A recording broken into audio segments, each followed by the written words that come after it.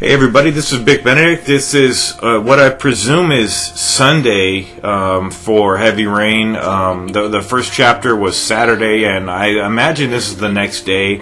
We're at the mall, and this is where the real tragedy and panic starts to build up in this game. And I did toy with the idea of just leaving my own campaign through the game without any voiceovers for myself, because it works better. It's like a movie, but there are multiple endings in this game, and if you wanted to, there's so many videos for this on YouTube, so many guides, and any ending you want to watch, any scenario you want to play out, you can watch it. But since you're on my channel, I just assume that you would, you want some more information about the game, and I'm not going to be speaking over every part of the game, but so here is the build-up.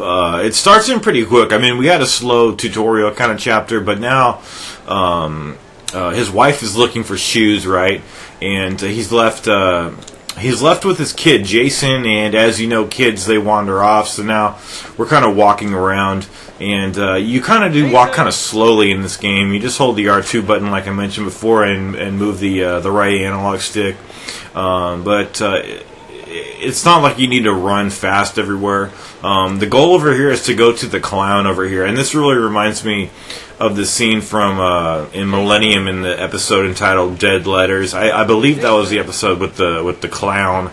It was really fucking frightening, but even something as like innocuous as this clown over here, I got the wrong camera angle. You could press L1 to switch camera angles here. What I was saying, just even something as innocent and innocuous as like this clown here, you just know something bad's going to happen, because a lot of the times when you're watching something like this, it's a thriller. They have a lot of like innocent, just everyday things that you see, and then it's just like a portent of doom. And this guy, he even kind of looks like a portent of doom. Anyway, so the kid's gonna pick out a balloon, and he's gonna wander off. We're gonna try to get some money out of our pockets, and I actually tried to manipulate this by just leaving the clown and just not paying for my balloon. But it won't let you. It's really scripted, but that's not the issue. The issue is that what's going on here is he can't get his cash out of the pocket quickly enough, or he can't, or rather, he can't find in which pocket. See, I tried to leave right there. I left this in real time, by the way. He just didn't know which pocket the money's in, and here the clown's demanding the money. And then, obviously, the kid's wandering off. You can see him in the background. This game does a really good job with camera angles and just making you see stuff without the actual protagonist seeing stuff, and it also does a really good job with split screen incidents where sometimes like the screen splits into like two or multiple segments. And it allows you to maintain control of your character, but then you get to see other perspectives that are going on, and it really works well. I mean, this game does like nothing I've ever seen a game do.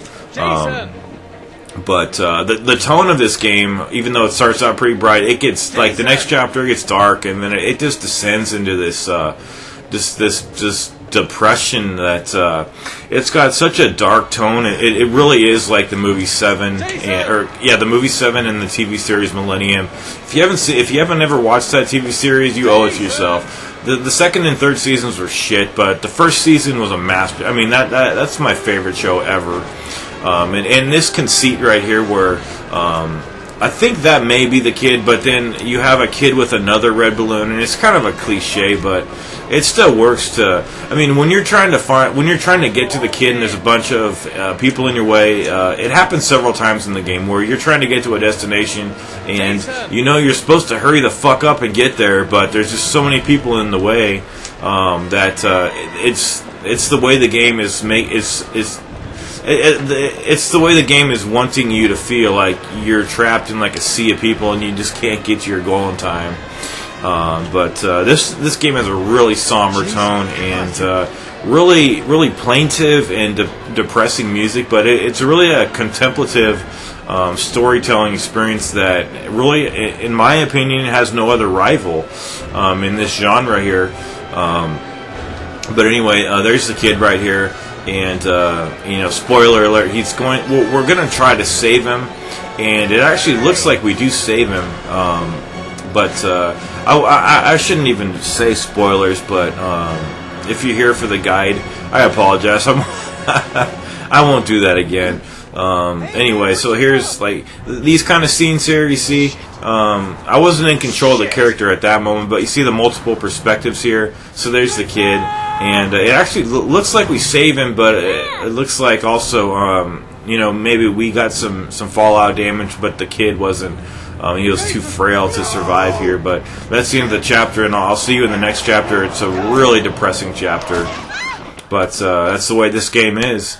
It makes you really deal with hard truths in life. I mean, you're gonna face.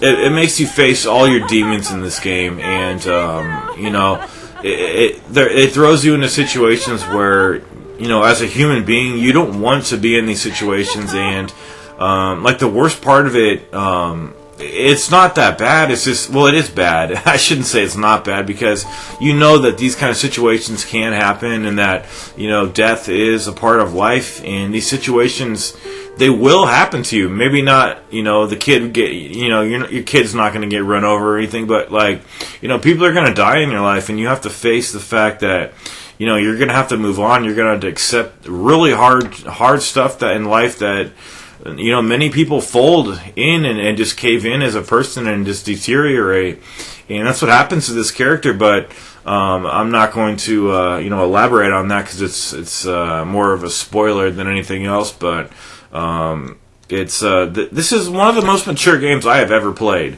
It doesn't look like that. It kind of looks like The Sims or something, really kind of.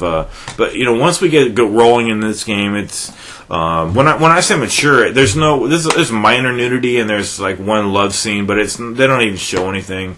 It's a real safe. It's safe in that regard. The language is pretty clean. It is rated M, but there's quite a. I mean, there's a lot like 7, where there's a lot of intense violence, and there is a little bit of use of drugs and stuff like that, but I'm not the ESRB. I'm just some dude playing a game. Anyway, everybody take care, and I'll see you in the next chapter. Like I said, prepare for a really sad and poignant this tale of 2 years later, after the kid's dead, the wife doesn't want anything to do with him, and it's so fucking sad. But that's life, and this game is about life and about realism. So. That's part of the appeal. I love this game, but it is hard to play on an emotional level. But anyway, I will stop talking, and I'll see you not day 3, but I will see you in the third video. Thanks everybody for watching, and take care.